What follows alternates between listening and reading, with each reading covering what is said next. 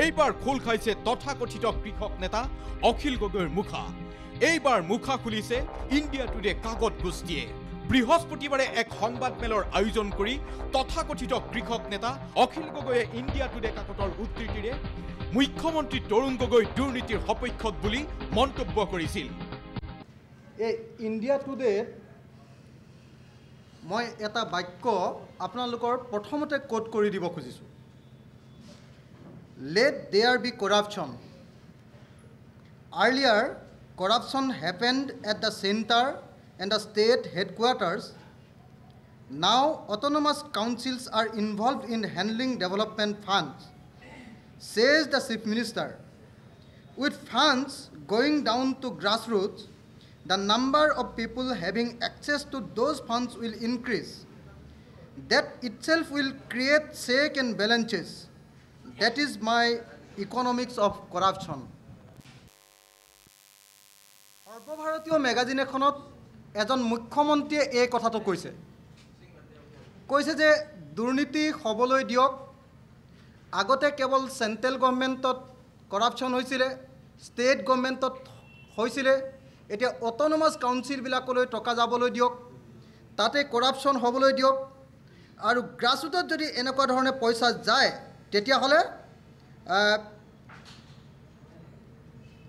বেছি মানুহে তাতে এক্সেছ পাব, দুৰ্নীতিত বেছিকৈ মানুহে এক্সেছ পাব, বেছি মানুহে তাত দুৰ্নীতিত সোমাব পাৰিব, তেতিয়াহ'লে চেক এণ্ড বেলেঞ্চ হৈ যাব।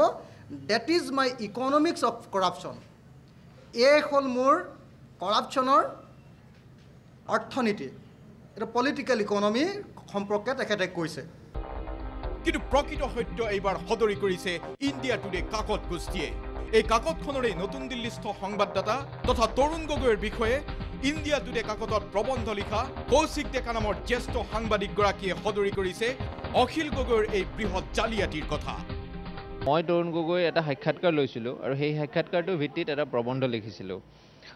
প্ৰবন্ধটোত বিভিন্ন কথাই লিখা আছিলে, কিন্তু তাৰ এটা বাক্য মাজৰ পৰা উঠাই গোটেই প্ৰবন্ধটোক বিকৃতকৰণ কৰা হৈছে। আৰু এইটো কাম কেৱল RTI এক্টিভিজনেই নহয়, অসমৰ প্ৰায়ভাগ বাতৰি কাকততে মই দেখিবলৈ পাইছোঁ। কোনোবা এখনে এটা কোট ওপৰত হাইলাইট কৰি দিছে, কোনোবা এখনে গোটেই প্ৰবন্ধটোৰ ওপৰত এটা ষ্টৰি কৰিছে। কিন্তু তৰুণ গগৈ ইয়াত কি প্ৰতিক্ৰিয়া প্ৰকাশ কৰে সেইটো মোৰ বিচাৰ্য বিষয় নহয়। কিন্তু মোৰ ফালৰ পৰা মই ক'ব বিচাৰিছোঁ, যেতিয়া আমি ষ্টৰি এটা কৰোঁ বা ষ্টৰি এটা সম্পৰ্কে মন্তব্য দিওঁ, গোটেই কথাখিনি আগত ৰাখি পেলাই মন্তব্য দিব লাগে। প্ৰসংগ সংগতি নোহোৱাকৈ মাজৰ পৰা বাক্য এটা উঠাইলে গোটেই বস্তুটোৱেই বিকৃতকৰণ কৰা হয়। ফৰ ইনষ্টেঞ্চ, মই আপোনালোকক চেণ্টেন্সটো পঢ়ি শুনাম।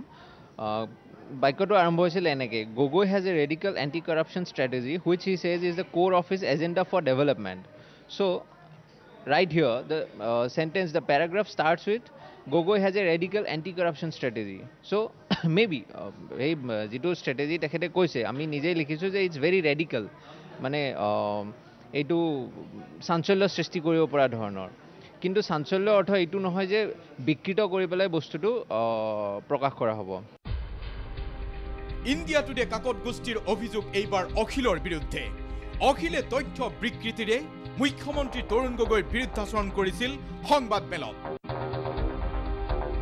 আৰু গোটেই কথাখিনি তেখেতে মোক কি কৈছিলে মই সাক্ষাৎকাৰটোৰ ভিত্তিত কৈ দিছোঁ। তেখেতে কোৱা কথাটোৰ অৰ্থ এইটো আছিলে, যিটো কথা সকলোৱে মানে হাইলাইট কৰি কৈছে। তেখেতে কোৱা কথাটোৰ অৰ্থ এইটো আছিলে যে দুৰ্নীতি গোটেই ভাৰতবৰ্ষত হৈয়ে আছে, দুৰ্নীতি থাকিব দিয়ক, দুৰ্নীতি থাকিব বুলি কাম বন্ধ কৰি দিম এনেকুৱা নহয়। তেখেতৰ কথাখিনিৰ অৰ্থ আছিলে, আগতে যিবোৰ ডেভেলপমেণ্ট ফাণ্ডছ আছিলে সেইবোৰ চেণ্ট্ৰেল লেভেলত আছিলে, সেইবোৰ ইউটিলাইজ হৈছিলে চেণ্ট্ৰেল লেভেলত, ষ্টেট লেভেলত হৈছিলে। তো তাৰ ফলত কেইজনমান মানুহে সেই ফাণ্ডবোৰ ইউটিলাইজ কৰিব পাৰিছিলে বা ফাণ্ডবোৰৰ ওপৰত কৰ্তৃত্ব আছিলে। এতিয়া ডিচেণ্ট্ৰেলাইজ কৰিলে, পঞ্চায়তী ৰাজ আহিলে বা তেনেকুৱা ধৰণে যদি কৰি দিয়ে, তেতিয়াহ'লে ফাণ্ডবোৰ অট'মেটিকেলি গ্ৰাছৰুট লেভেললৈ যাব। ফৰ ইনষ্টেঞ্চ, যদি 20 টকা ফাণ্ড আছে, সেই 20 টকা আগতে এজন মানুহে যদি ব্যয় কৰিব পাৰে, এজন মানুহৰ নিৰ্দেশনাত ব্যয় হয়, তেতিয়াহ'লে গোটেই ফাণ্ডটো মিছ ইউটিলাইজ হোৱাৰ চান্স থাকে, তাৰ ফলতে কৰাপশ্যন হয়। কিন্তু সেই 20 টকাটো যদি গ্ৰাছৰুট লেভেললৈ লৈ যোৱা যায়, তেতিয়াহ'লে 20জন মানুহে এক্সেছ পাব। 20জন মানুহে এক্সেছ পালে গাই প্ৰতি 1 টকাকৈ পৰিব। 1 টকাৰ কে পৰাৰ ফলত যেতিয়া বেছি মানুহৰ হাতত ফাণ্ডটো থাকিব, বেছি মানুহৰ নিৰ্দেশনাত কাম হ'ব, তেতিয়া ইজনে সিজনক কৰাপশ্যন কৰিবলৈ সুযোগ নিদিব। That's where he says that itself will create checks and balances. It will balance out the corruption. India today কাকতত ৰাজ্যৰ মুখ্যমন্ত্ৰী তৰুণ গগৈৰ সাক্ষাৎকাৰ লিখা এই কৌশিক ডেকা নামৰ সাংবাদিকগৰাকীয়ে অখিল গগৈৰ এই কাৰ্যৰ বিৰুদ্ধে সৰব হৈ উঠিছে। অসমত মই নাভাবোঁ যে ইংৰাজী জনা বুজা মানুহ নাই। জনা বুজা মানুহে গোটেই কাহিনীটো যদি পঢ়ে তেতিয়াহ'লে তেখেতসকলে বুজি পাব মই ষ্টৰিটোত কি ক'ব বিচৰা হৈছে আৰু কি ক'ব বিচৰা হোৱা নাই। তৰুণ গগৈয়ে কি কৈছে স্পেচিফিকেলি ষ্ট্ৰেইট কথাখিনি উঠাই দিয়া হৈছে, কিন্তু মিছ ইণ্টাৰপ্ৰেট কৰাটো বৰ ভুল কথা।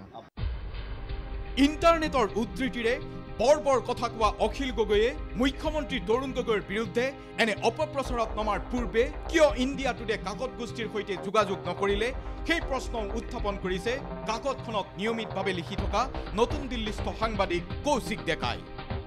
ইভেন অখিল গগৈয়ে প্ৰেছ কনফাৰেন্সখন দিয়াৰ আগতে মোক সুধিব পাৰিলে, তেখেতে ইণ্টাৰনেটৰ যোগেৰে বহুত ডাঙৰ কাম কৰে, ইণ্টাৰনেটৰ যোগেৰে তেখেতে মোকো অতি সহজে পাব পাৰিলে হয়। কৌশিক ডেকাৰ এই ভাষ্যই স্পষ্ট কৰিছে প্ৰকৃতাৰ্থত ইণ্ডিয়া টুডে কাকতত প্ৰকাশ পোৱা প্ৰবন্ধটোৰ গইনালৈ চূড়ান্ত মিথ্যাচাৰত লিপ্ত হৈছিল অখিল গগৈ নামৰ তথাকথিত কৃষক নেতাজন। কোনোবাই যদি পঢ়ি ল'লে হয় গোটেই প্ৰবন্ধটো, আমাক ফোন নকৰাকৈও যদি পঢ়ি ল'লে হয় এবাৰ গোটেই প্ৰবন্ধটো, তেতিয়াহ'লে মই অলপ সুখী হ'লোঁ হয়। নপঢ়াকৈ মানে কেৱল আৰু যদি পঢ়িছেও, তাতকৈ ডাঙৰ কথা হ'ল যদি কোনোবাই পঢ়ি পেলাই কিয়দ অংশ উঠাই পেলাই ষ্টৰিটো কৰিছে, তেতিয়াহ'লে সেইটো বহুত গৰ্হিত কাম। অখিল গগৈয়ে সংবাদ মেলত দাঙি ধৰা এই ভুল তথ্যকেই একাংশ সংবাদ মাধ্যমে বৰ হৰফেৰে সম্প্ৰচাৰ কৰা বিষয়টোতো তীব্ৰ উদ্বেগ প্ৰকাশ কৰিছে কৌশিক ডেকা নামৰ ইণ্ডিয়া টুডে কাকতখনৰ সাংবাদিকগৰাকীয়ে। মোৰ এই ষ্টৰিটোক, আমাৰ ইণ্ডিয়া টুডেত প্ৰকাশিত ষ্টৰিটোক বিকৃত কৰি পেলাই প্ৰেছ কনফাৰেন্স দিছে, বাকী মিডিয়াই হাইলাইট কৰিছে, এইটো কথাত মই যথেষ্ট অসন্তুষ্ট। সাংবাদিকগৰাকীৰ এই দৃঢ়স্থিতিয়ে স্পষ্ট কৰিলে যে অখিল গগৈয়ে কেৱল তৰুণ গগৈৰ বিৰুদ্ধাচৰণ কৰাৰ স্বাৰ্থতেই কাকতখনত প্ৰকাশ পোৱা প্ৰবন্ধটোৰ মাত্ৰ 2টা শাৰীৰ উদ্ধৃতি দি তথ্য বিকৃত কৰিছিল। ইণ্ডিয়া টুডে কাকতখনৰ সাংবাদিকগৰাকীৰ ভাষ্যই কাৰ্যত ইয়াকেই স্পষ্ট কৰি দিলে। নতুন দিল্লীৰ পৰা কেমেৰা পাৰ্চন দীপকৰ সৈতে লুইত নীলদন, নিউজ লাইভ।